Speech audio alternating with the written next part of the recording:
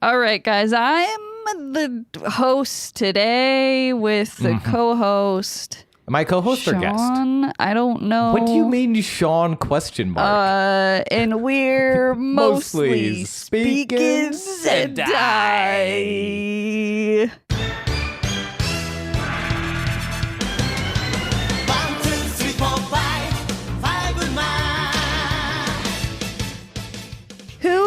Hoo. Welcome to the podcast. Like I already fucking said, my name is Nicole. Bosh. Where's James, you ask? I don't know. You tell me, because for some reason he said, I'm not doing this episode. Wait, I was told you wanted to do this. Hold on. And I said, okay, I guess so. Wait, hold on. Now I feel...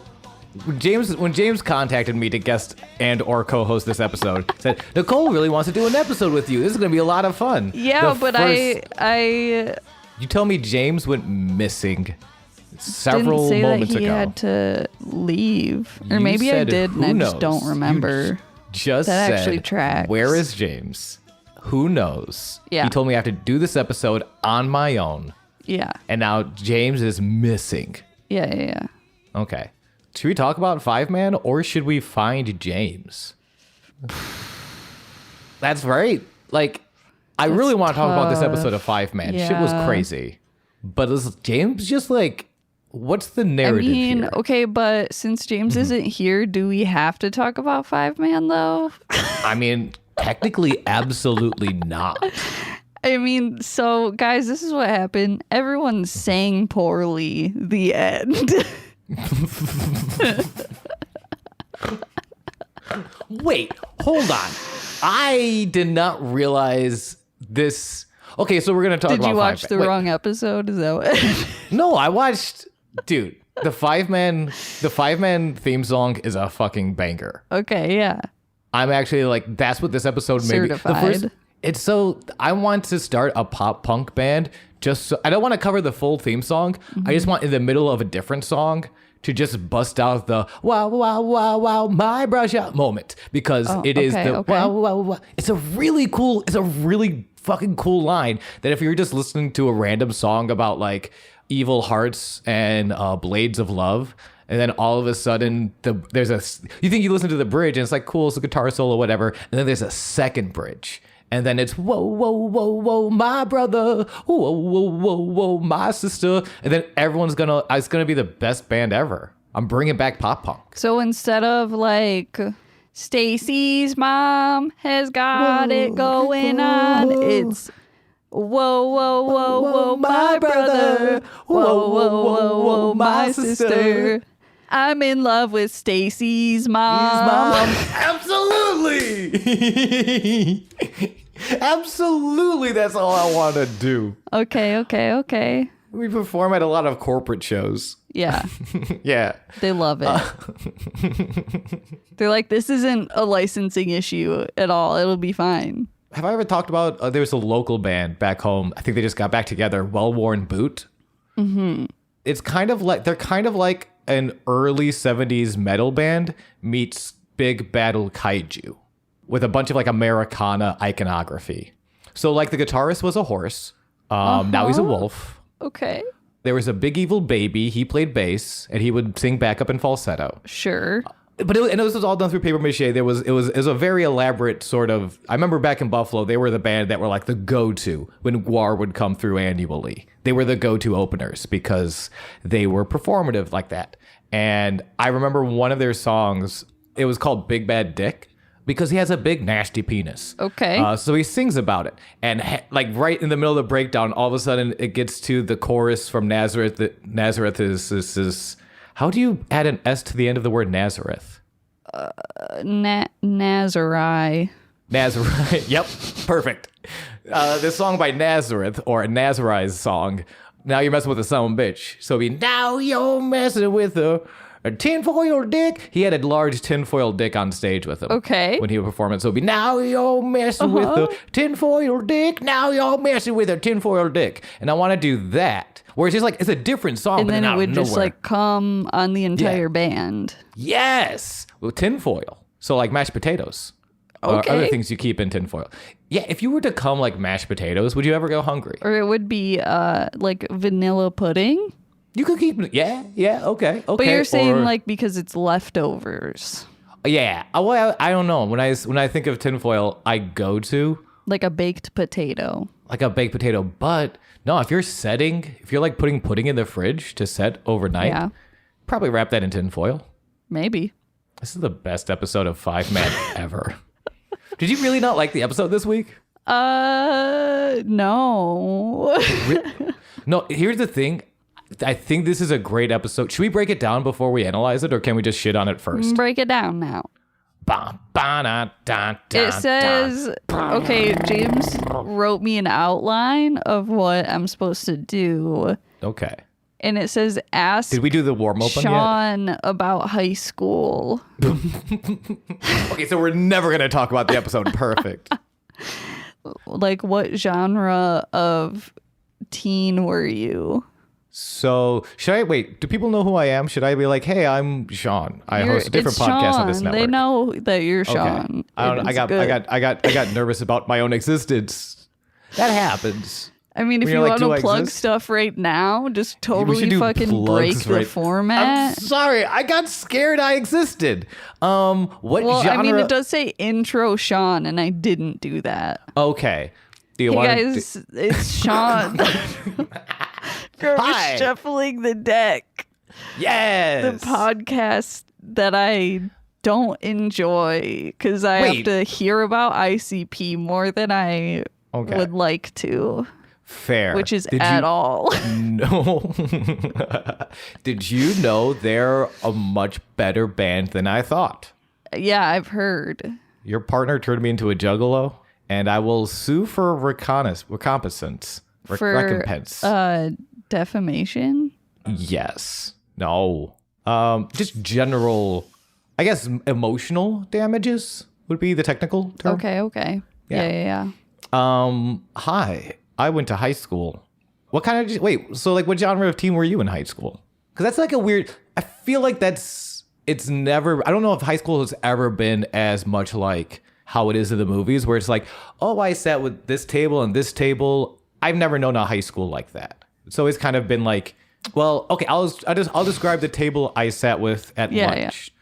So I would do theater and stuff, right? But I went to an all guys school, so it was chill as hell. Actually, I didn't really get bugged for being a theatery kid, but I was also never hard into theater. Like when I went to college and I studied acting, that's when I met like theater kids from high school. I was just like a douchebag who wanted to do Will Ferrell impressions. And like, I don't know, fall down a lot for comedic effect. And then at lunch, though, I would sit with our buddy Matt, who was just kind of a real sexy whatever kid. He was like just laid back, like whatever. So you were you sat with the kids that like to do physical comedy. No, I sat with stoners. And then I would fall down because I wasn't smart enough to be funny like they were. Got it. Well, it's also just like really easy to make stoners laugh. I think so. I mean, yeah. So like maybe it just didn't challenge you enough. No, but it's also like I think laughing's supposed to be easy. Like I love a good heady comedy. I love the wit of the bard and shit. But also if like a baby poos his pants and then says that's a spicy tomato, that's funny because it doesn't have to mean anything to just be funny, I think. So like I like getting those easy laughs from my like stoner countercultural friends. That's the thing. And they weren't all like, some of them were like the smartest fucking dudes I knew. They were just very much like, hey, this is all kind of bullshit. Like, none of you are libertarian. And they're like, not yet. I'm like, cool. Because it's weird. That table goes on to either be like aggressively progressive or like kind of gets caught in the libertarian trap. So like, I'm not sure. I feel like a couple of them might have turned into libertarians. I think most of them ended up pretty chill though. Long story jorts. What? You were with the stoner kids. I guess that's the table. Yeah, I wasn't a stoner at the time or a drinker or anything. Those are my friends. I was I guess with the like queer kids that all shopped at Hot Topic. Nice. Yeah. Hell yeah. Dude, I wish we had a Hot Topic. We didn't have any openly queer kids though, which is like bullshit because you find out years later it's not that we didn't have queer kids, obviously. It's that we had a very repressive Catholic school. Yeah, I mean that definitely is a major factor. Yeah, no, that's why we had there was one my entire 4 years. It wasn't a big school, but still like 300 kids, 300 boys. Like we had one openly queer student in the drama department. Mm-hmm. And it was just like, how is like, but it's like you look back, South Buffalo is a very weird neighborhood. We had a lot of gym class heroes too. A lot of like, they wouldn't try hard enough to be athletes because they liked drinking on the weekends. But they definitely, we had a lot of sports teams. None of them were good. And then we had a lot of like kids who were like gym class heroes. Yeah. And it's not to say we had zero athletes or zero people who took that seriously, but it was just like, it was such this weird bro-y culture at my school and the neighborhood I kind of went to high school in. That's the thing. So it's like, was I a theater kid? Yeah. But we had a theater program, but we didn't have any real theater kids, you know? We didn't have anyone that's like, I'm going to read Shakespeare and all I do is watch musicals.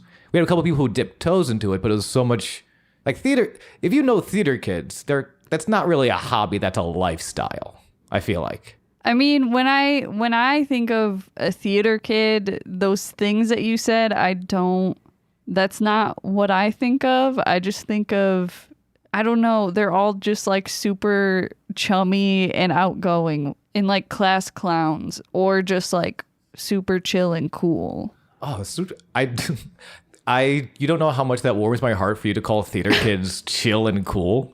I've never considered the word chill and theater kid together. What? Because like theater kids are like, they're cool, but like I think a lot of theater kids kind of have this like attention seeking aura about them, which is inherently unchill.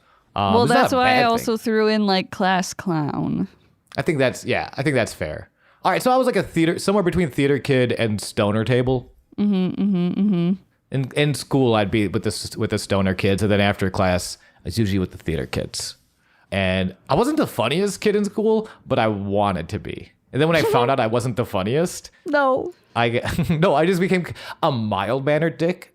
Once I learned that the game, the class clown game, was who can really just shit on other people harder. Like that's what it was. Like I didn't get class clown. I got most sarcastic. Okay. In the yearbook ends of things. Hey, at least you got something. Yeah, small school. Oh, okay. Again, I didn't. It was so.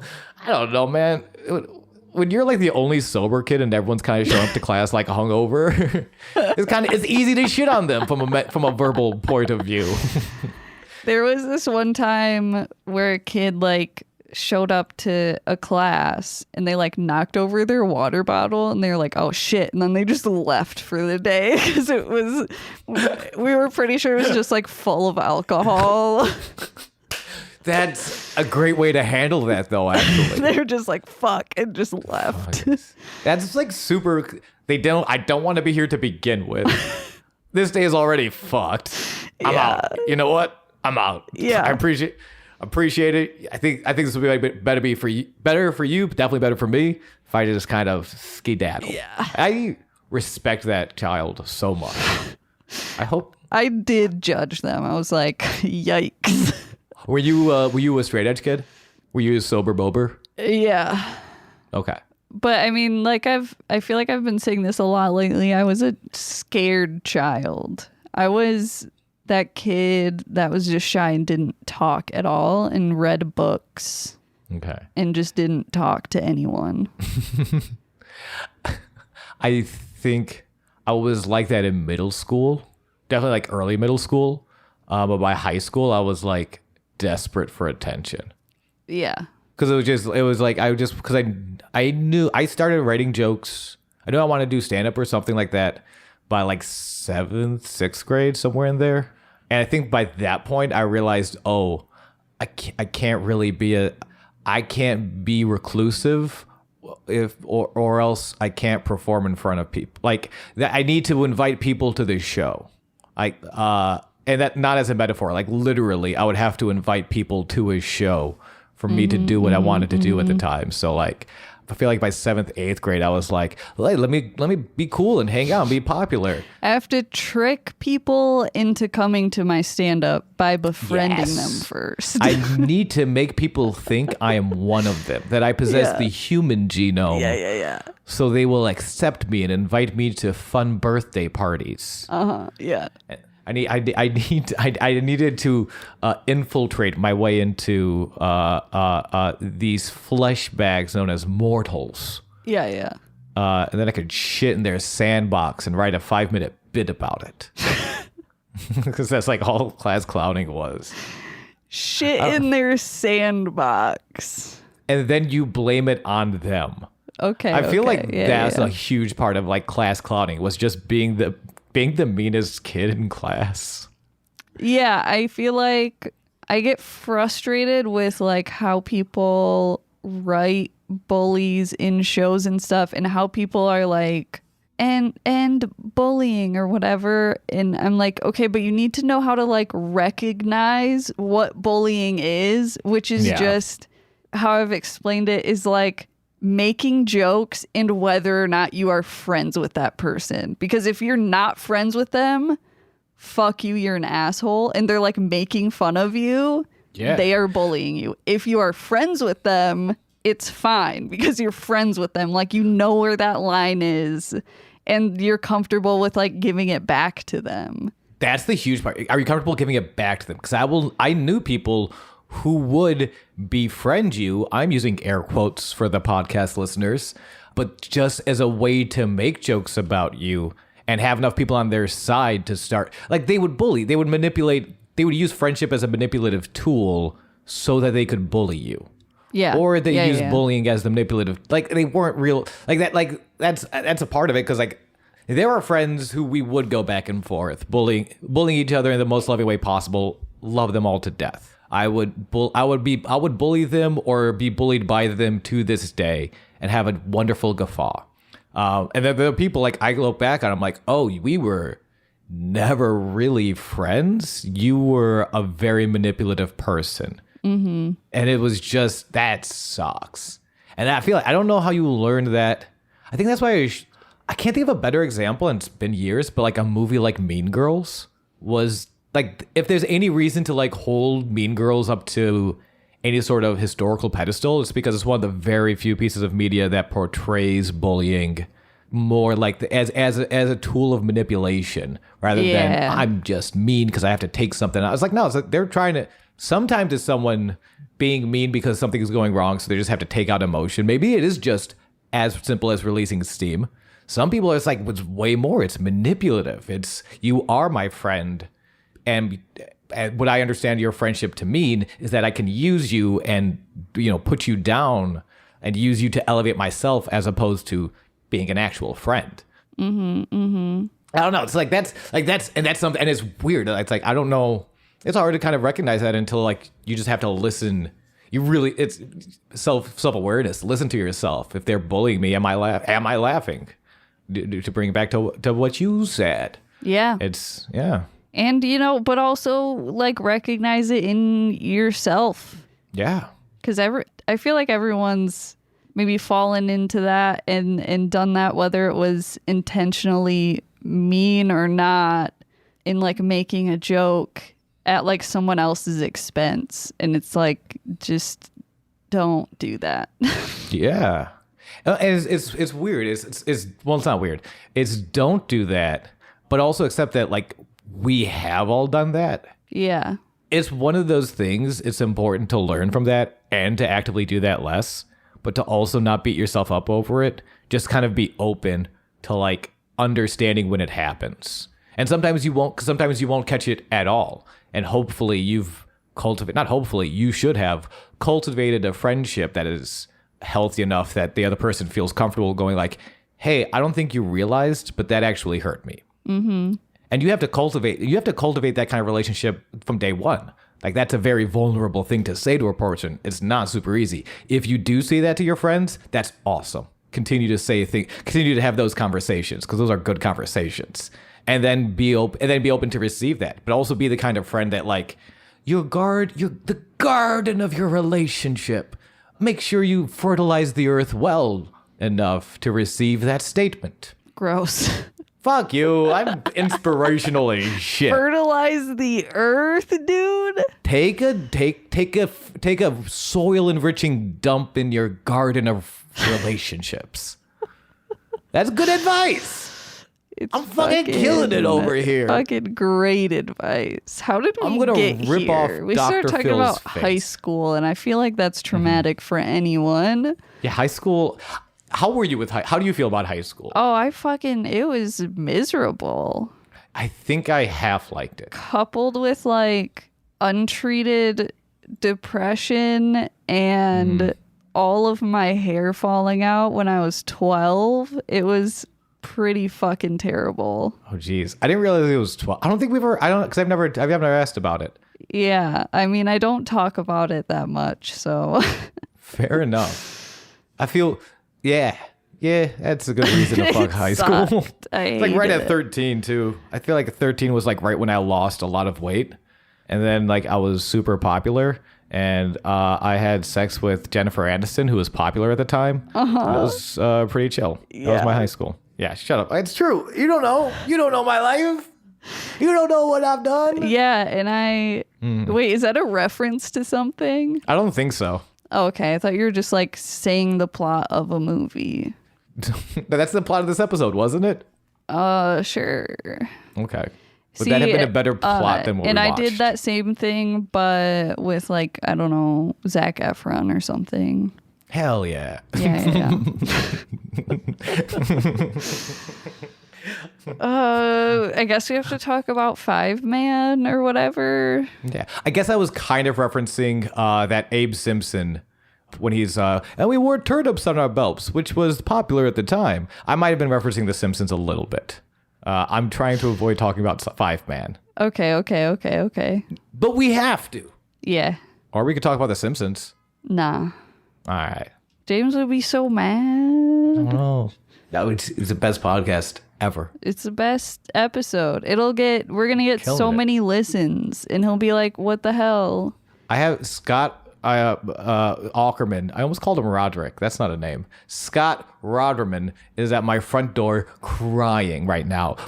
Please stop podcasting. You're too good. Ben Schwartz has cocooned himself and refuses to leave until you stop podcasting. You're peaking the entire comedic premise of Earth. Get the fuck out of here, Scott Roderman. I don't give a shit.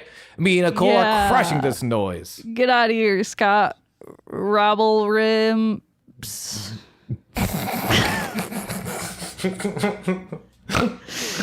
Get out of here, Howard Kramer, with your secret house and your summertime religion.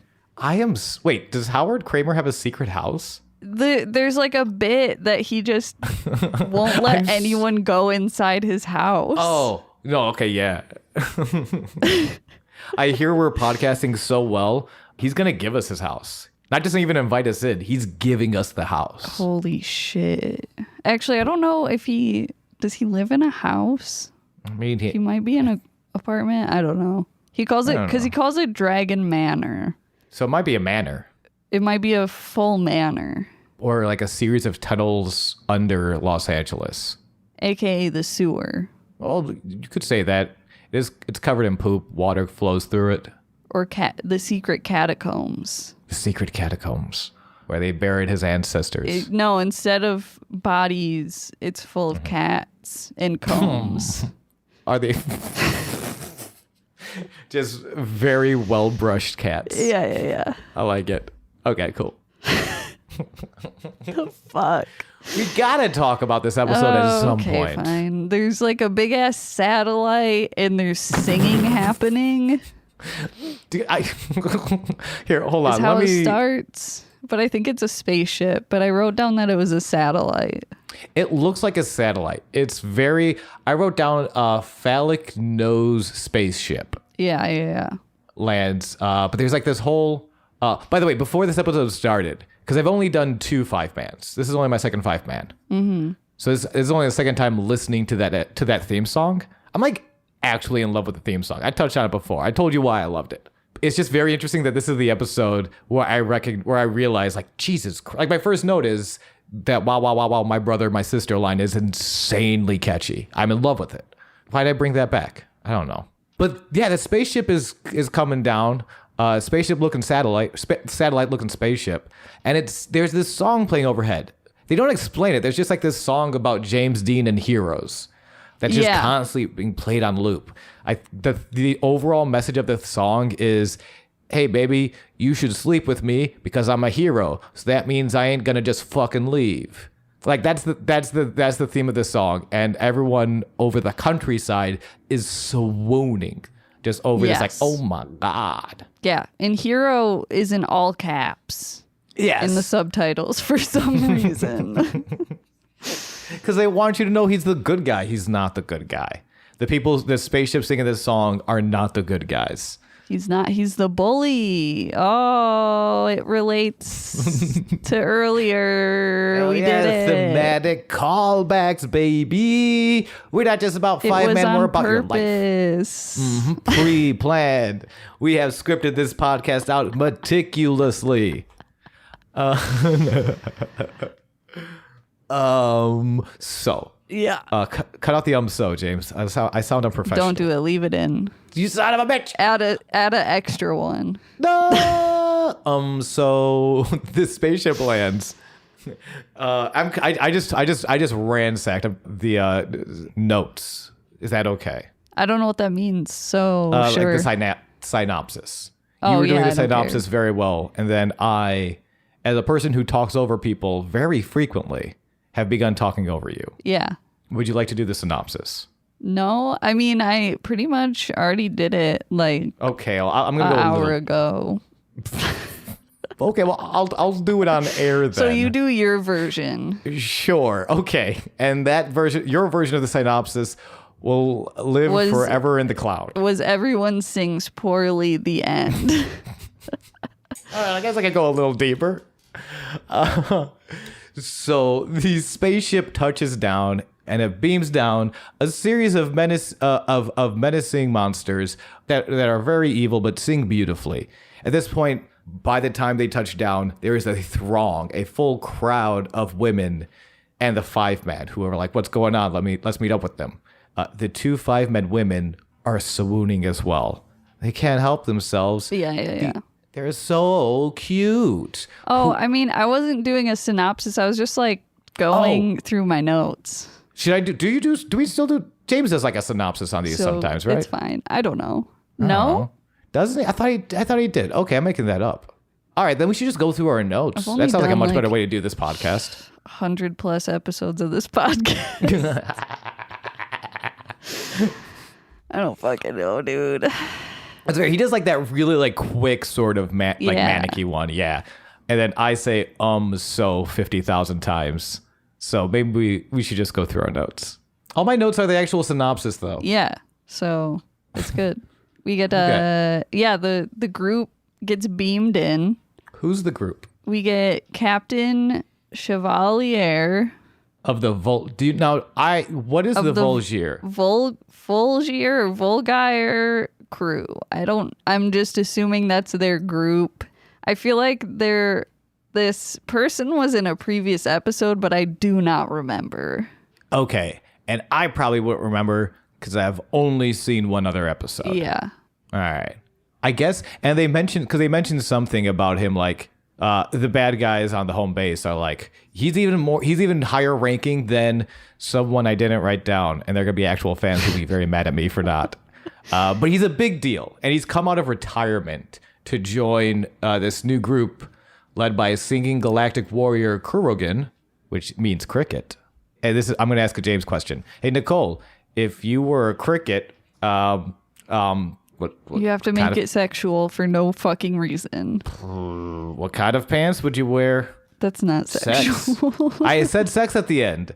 That makes it sexual. All right, then I'll do the James thing and say I would wear pants to come in No, and sex. fill the pockets just full of cum. Wow. Ew, actually, hold. Ew. And then just throw it at people like, Stop. No. what is it? Bobby Hill pocket sand style. Bobby Hill pocket sand. But instead pockets of yelling full of cum. pocket sand, I would yell babies. They just blind people in the face Yeah. with your pockets full of cum. Okay. Ooh. You're welcome, guys. You got your gross bullshit that James always brings to the table. We got the quota. Yay. So speaking of this episode of Fiveman, Oh, yeah. I have no transition back. But Corrigan leads the Hell's, or he's with the Hell's Chorus. Yeah, they really love hell in this show. It's pretty cool. It is pretty neat. Dude, so unrelated, but I've been going back on some of the early 90s All Japan Pro Wrestling scene, which is the Four Pillars, which is this like legendary, like best era of wrestling. This is the Stone Cold Steve Austin of Japanese pro wrestling, right? And I didn't grow up with this. I didn't know this. There is a team out there called the Hell Demons Army, and I'm in love with that name. Hell yeah. Dude, Hell Demons Army, even if you didn't know what it was, you saw a t-shirt that said Hell Demons Army, I want to hang out with that person. Yeah. That's like, I don't know what your scene is, but that style sounds fucking dope. But that's pretty sick. Kind of how I feel about Hell's Chorus. I'm not going to lie. Just like as a name, if that was on a t-shirt and you didn't know it came from this weird episode of Fiveman that had admittedly zero plot. Nothing happens in this episode.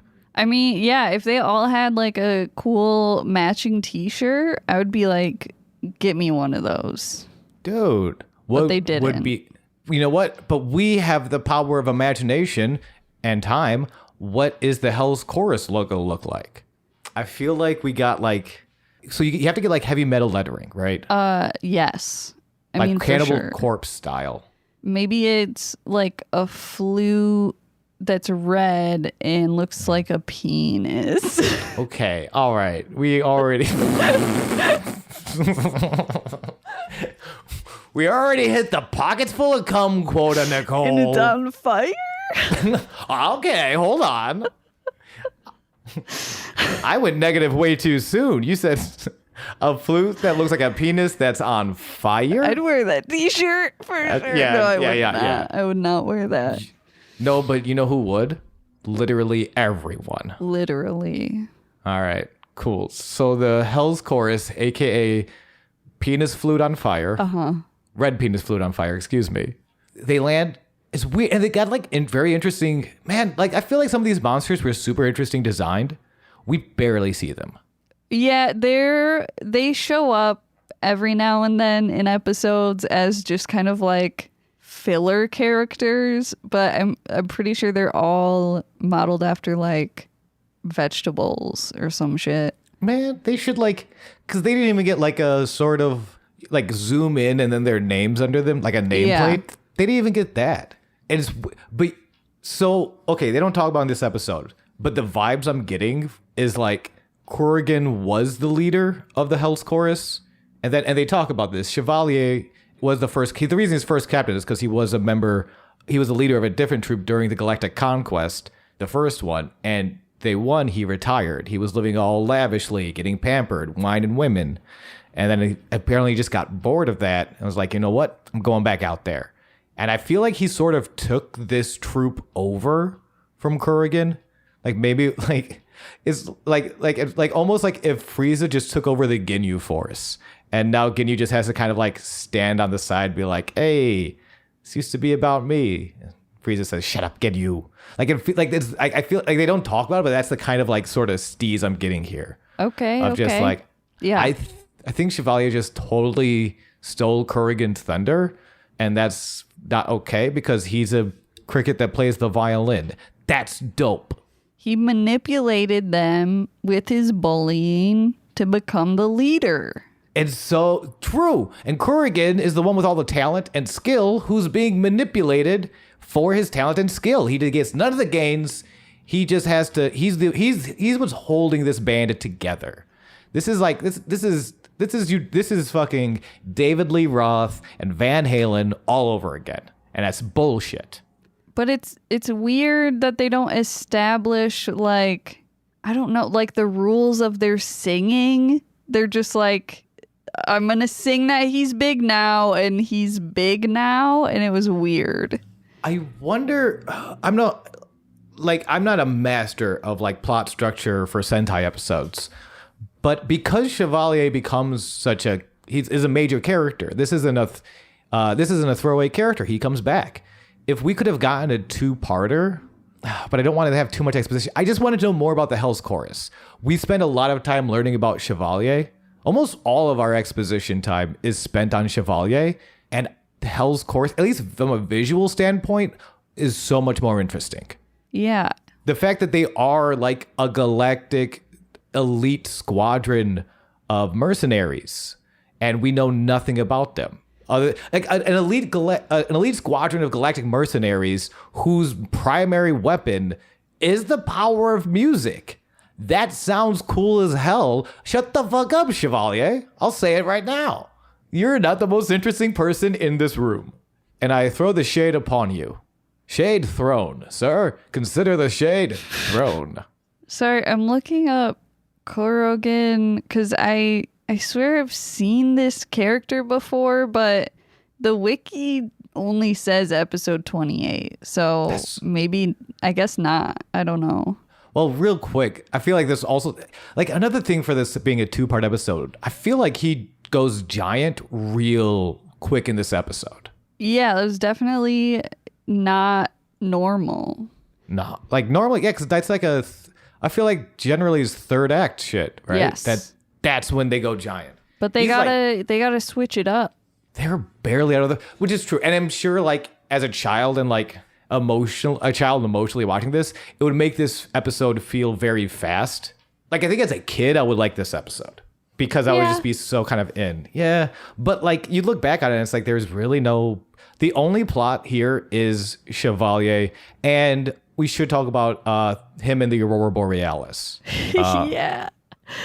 Even she is horny for this captain. As fucking hell. She cries ridiculous. A tear. A single tear, and everyone's like, yo, she's gushing on that captain right now. This is ridiculous. You could fill pockets. Get out. Nope. Pockets full of vanilla pudding. No. Yeah. That is not what this podcast is about. It's always been what this podcast is about. Yeah. That's what this entire network is about. Core. Yeah. It's the fucking porno core.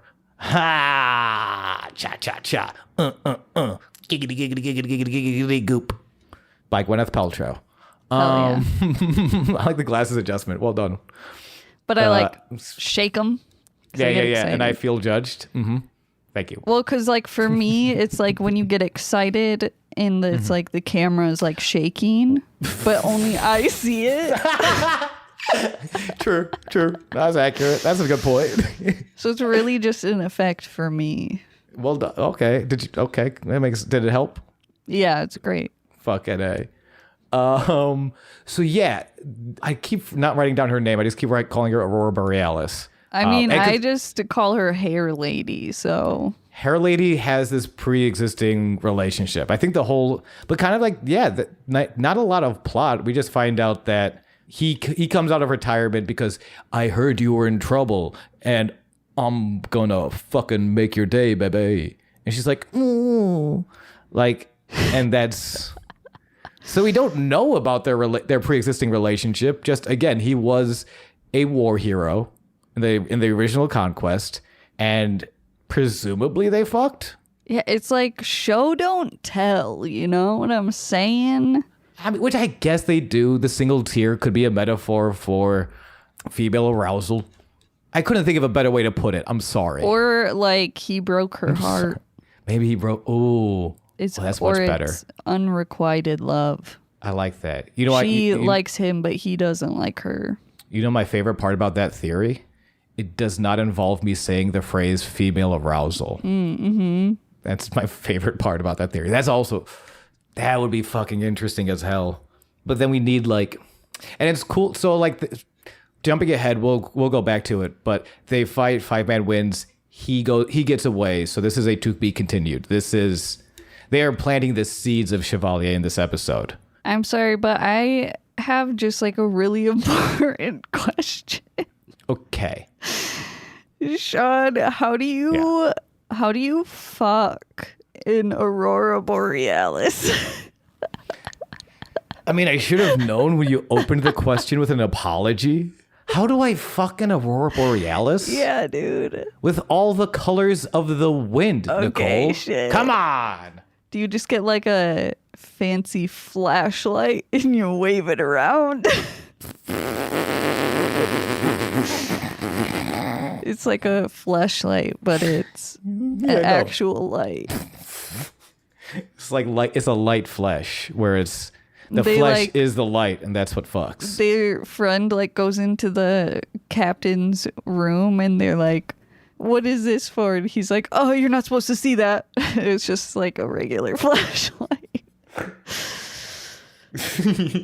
think my favorite thing becoming friends with you, like both of you over the years, is like the first time meeting you guys on the episode and being like, James is wild, Nicole is chill as hell, and then like getting to know you guys, going in more episodes, you're just like, you're both fucking menaces.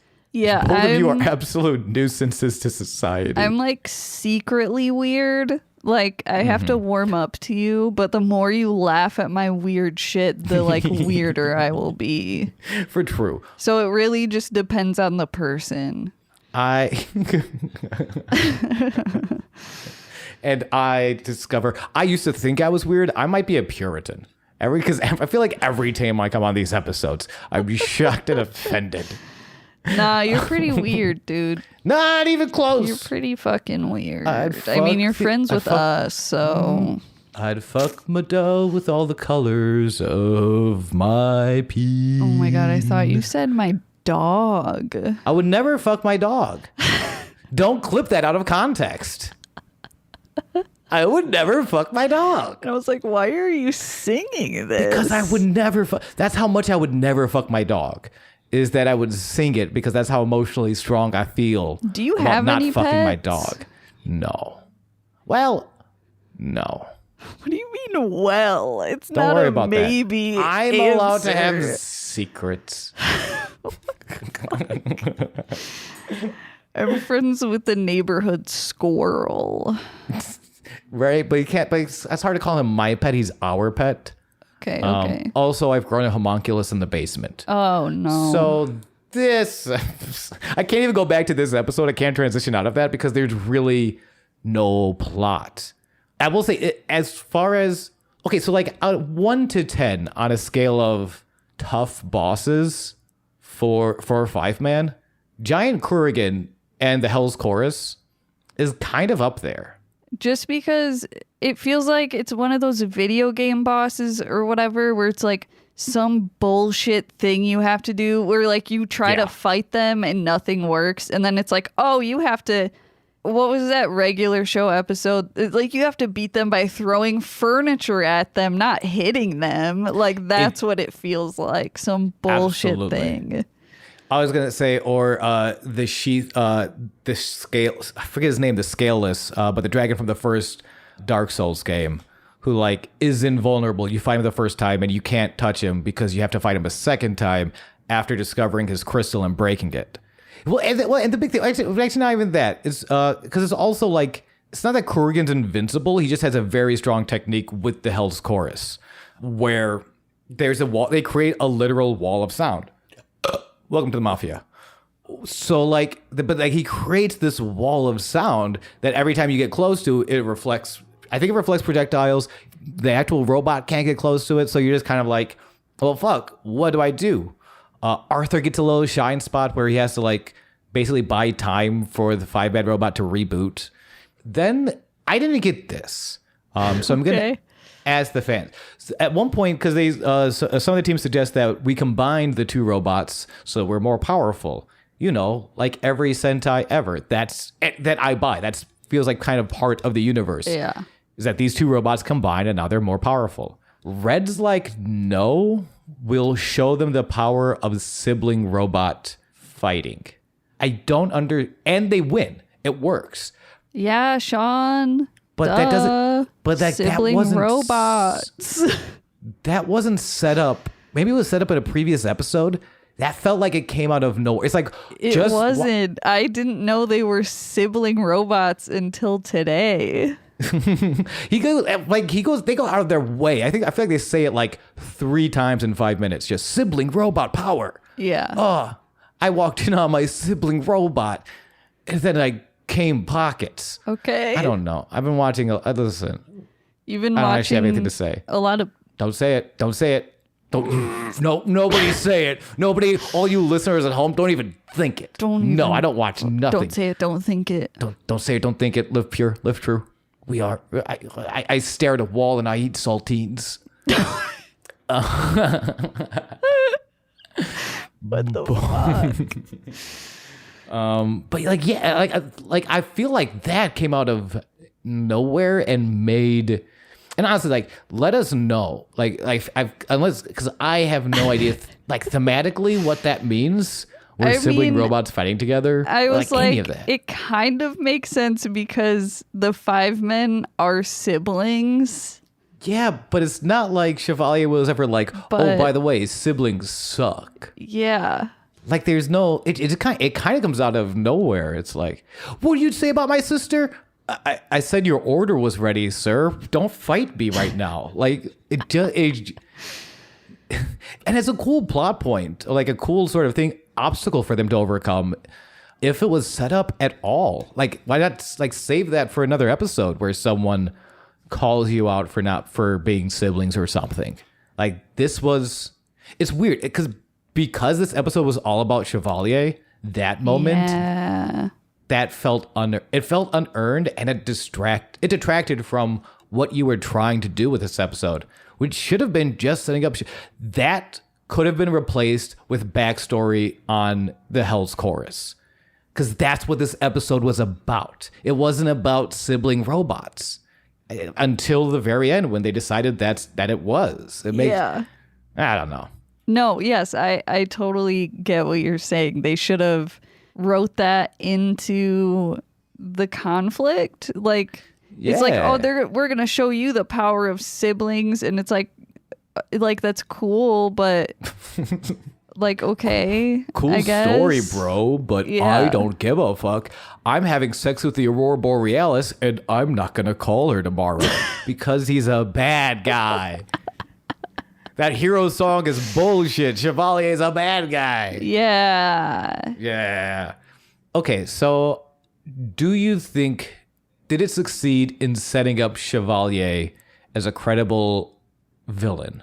Like, if you like kind of kayfabe it and like child brain for a second, are you afraid of Chevalier as an enemy to the Fiveman, to our beloved Fiveman squadron?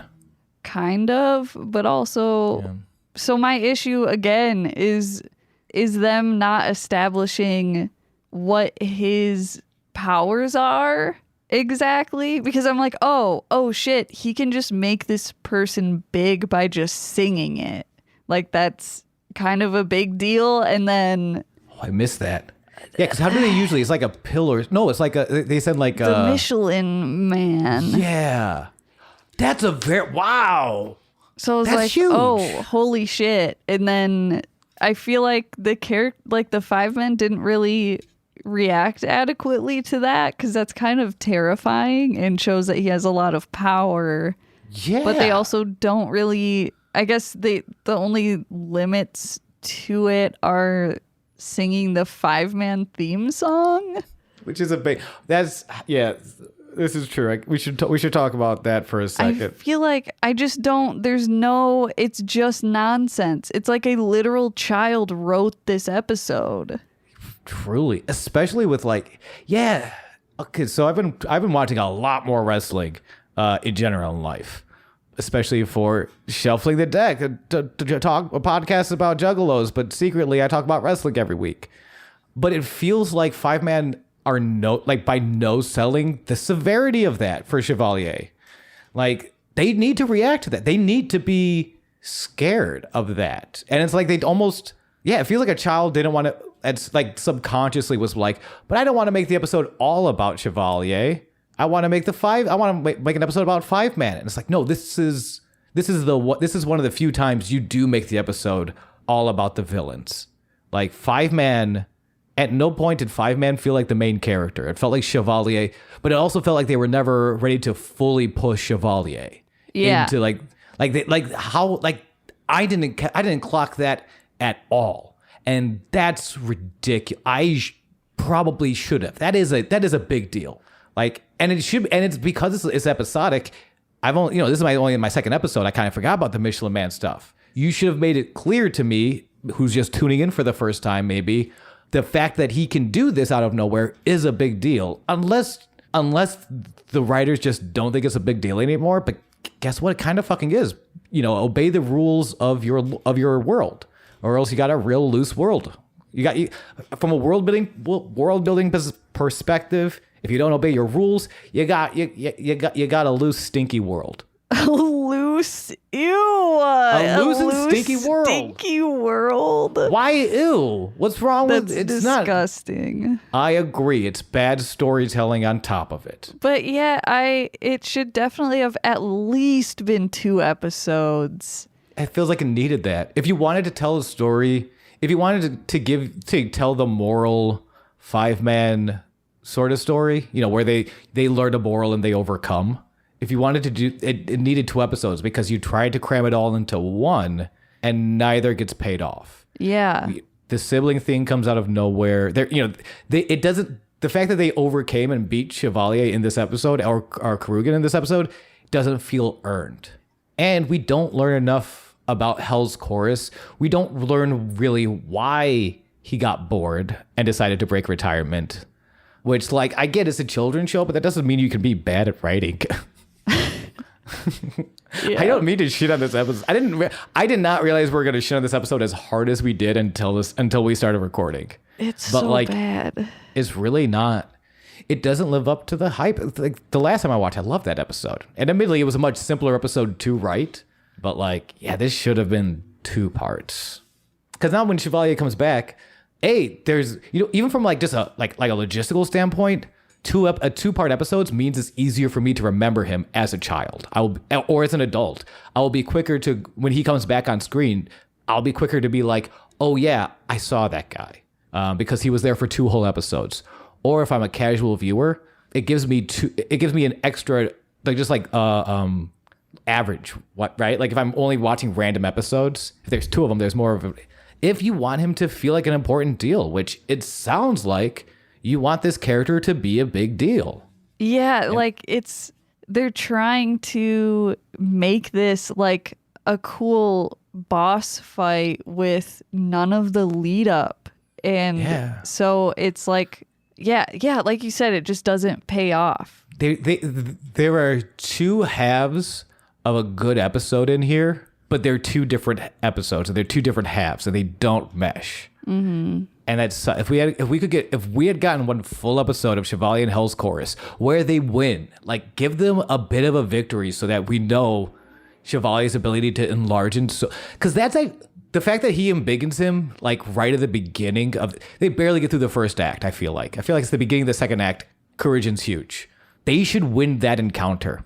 Then we should have another episode where they go, then next week, Fiveman has to come back. And then they win. And maybe even egg them on the power of my entire chorus is stronger than you guys together. And then they'll be like, no, we're sibling power or whatever. So that the sibling thing comes back later and makes sense. Absolutely. If you make, and because here's some intro. Okay.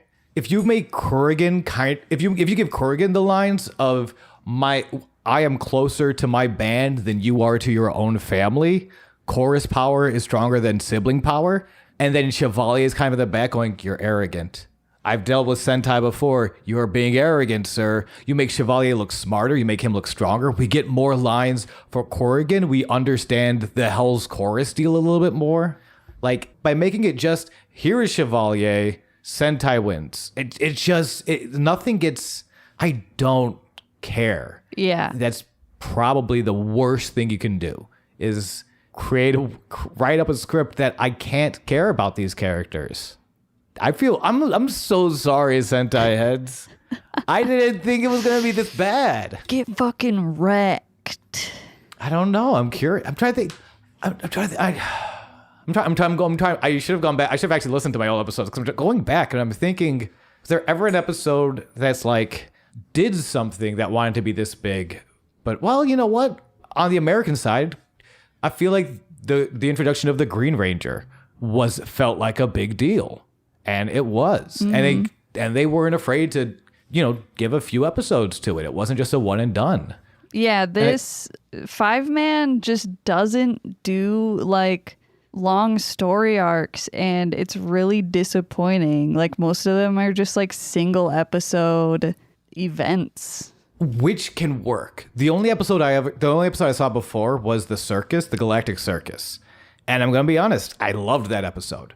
It didn't have a lot of plot, but it didn't need it. It was structured to be episodic and kind of like pick up and throw away, which is a very valid way to do these shows. But then you can't do something. You can't do something like introduce Chevalier. Like you can't do something where you want to clearly this wants to be a long-term story. Is that's the thing. If you want to do short one-off episodes, do that. But don't try and do this because it doesn't work. Yeah. Or maybe you seek out a consultant to be like, hey, we want to introduce a new character with a longer storyline. Someone should have been there to consult on how to tell a longer story if that's not what they were comfortable doing. Because it's really bad. It feels like there are cool things that happen in it. The songs are fun. I was surprised they sang the entire theme song. And I won't lie, I loved that moment. It was also while the bad guys were singing their song. They're literally seeing fight. If this is not what Pitch Perfect is about, I never want to see Pitch Perfect. I loved that. They're singing because it's basically a D&D charm spell. When they sing, it's charming. The overall plan is we're gonna make you all dance to death with our very charming music. And so Fiveman's like, oh, we'll drown them out with our song. And they have their hands on each other's shoulders and they're leaning forward, singing with like their lives depend on it because it does. And then you see the Hell's Chorus are like, why is our song not work? Like, that's a cool moment. And this episode does have those. Arthur defending Fiveman while the robot's down and trying to reboot. That's a cool moment. Mm-hmm. But structurally, none of these moments come together. And that's not... You might walk away with brief instances, but nothing sticks with you. It becomes even more saccharine with less fun, because I can really only think of a couple of them.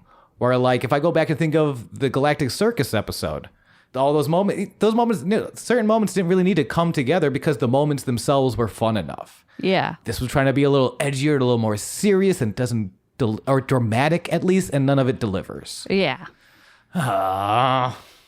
Yeah, that was my last note, was that they sing the full song. They sing the full ass song, and I loved it. Ass song. Oh man. Yeah, I think that's everything I wanted to say about the episode.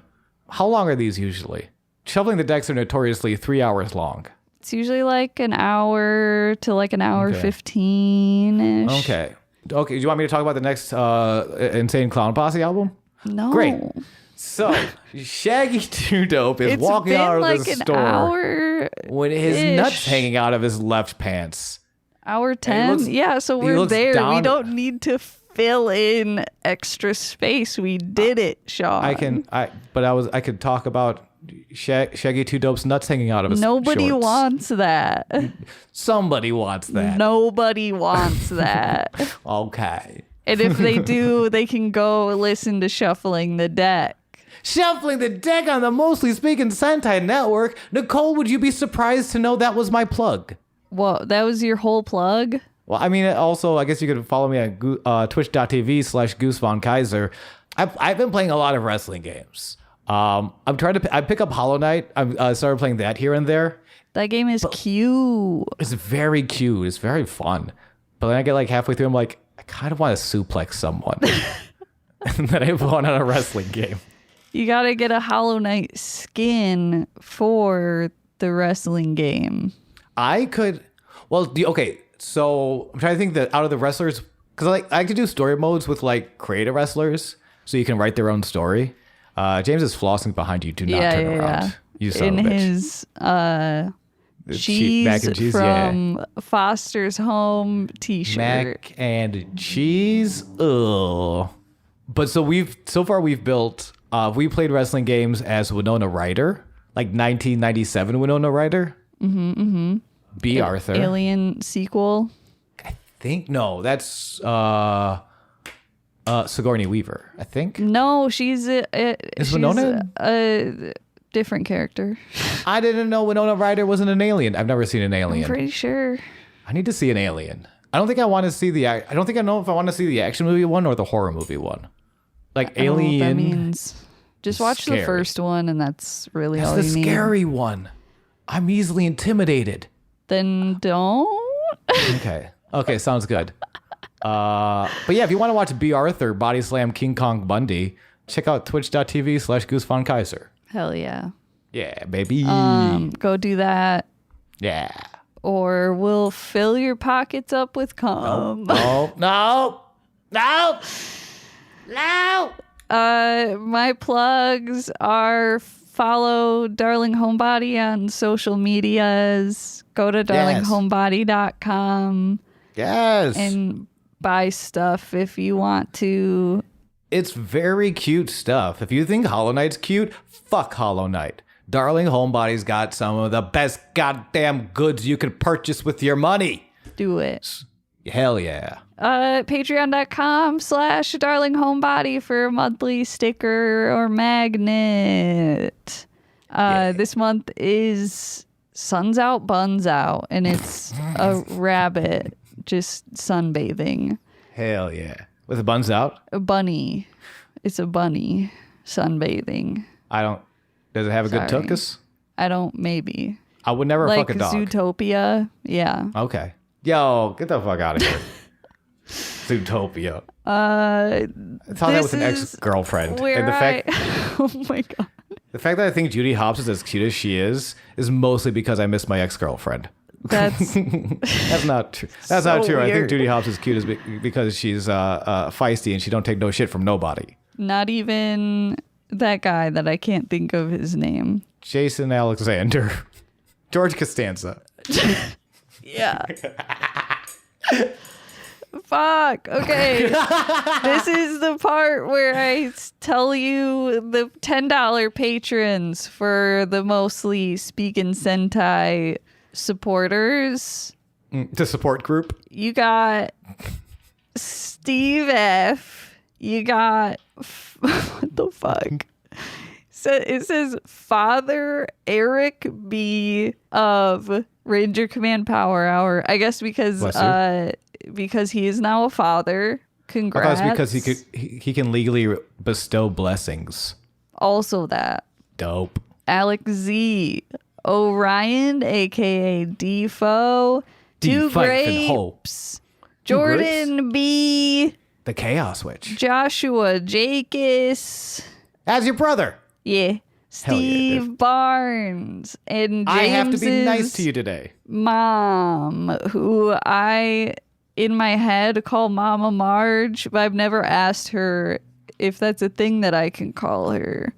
I continue to give her shout outs at the end of every Twitch stream. She has yet to subscribe. Yeah, I think I noticed that once, and I asked James about it, and he was like, yeah, it's to my mom. And I was like, what the fuck? I forgot why I started, but it's like every stream gets shouts out to Marge. So thank you. Margie. Shout out to Margie. She's the reason I stream. She's the reason I tell jokes. She's the reason I can't do a callback to any of this episode because all of it's dirty. I mean, yeah. I don't want to say that about James's mom. Yeah. All right. You probably shouldn't. Use your imagination, fools. Don't do that. Okay, never mind. I'm so sorry. Don't. Take that back.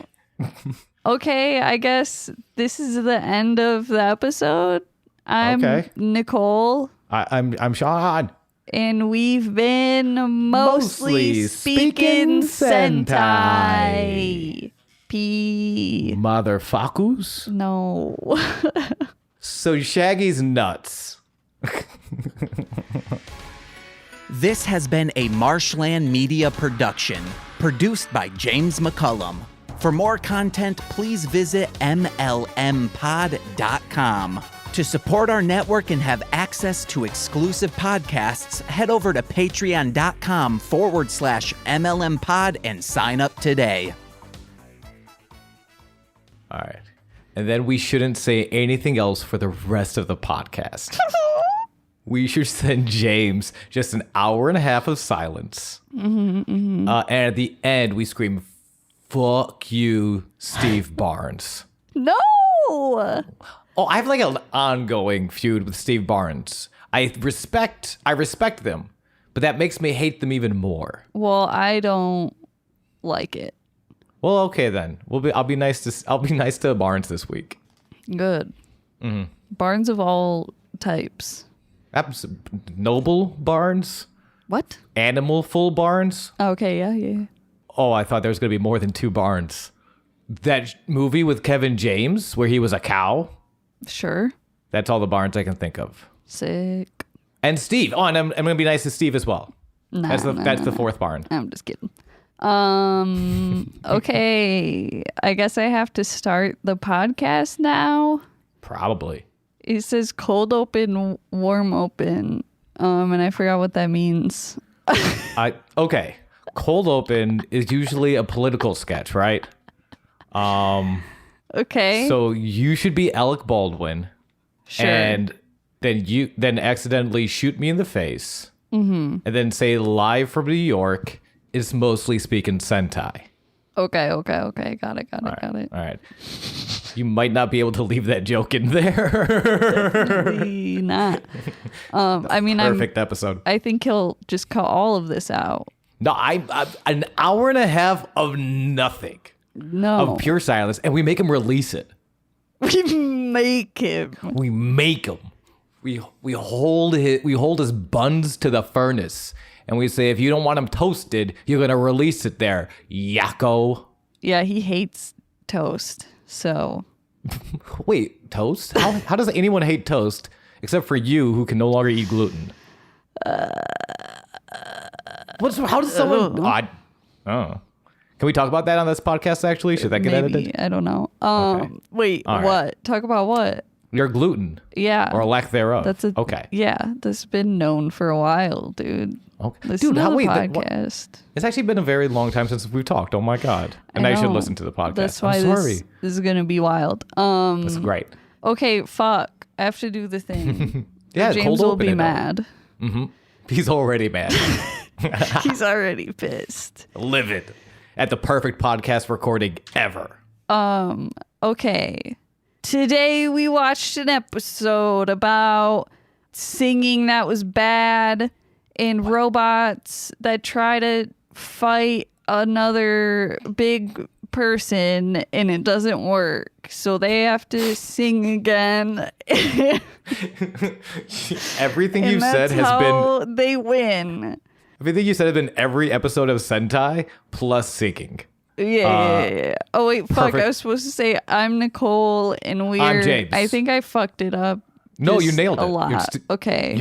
This is the best podcast, not of this episode, of any podcast ever recorded. Okay. We have Mark Maron in his basement crying. There is no Jimmy Pardo is like Jimmy Pardo because we have ended the existence of all other podcasts with the greatness of this one. We peaked. It's kind of over. Yeah. There's I'm no gonna point. go look. Wow. In like such a short amount of time, we have already recorded the best podcast ever. This is a less than 5 minute long episode. Oh, yeah. And then James does that weird thing where he goes, What's up, motherfuckers? oh God, no. You listen to the show. You recognize Hold it. on. No, I just know things. Okay, hold on. Okay.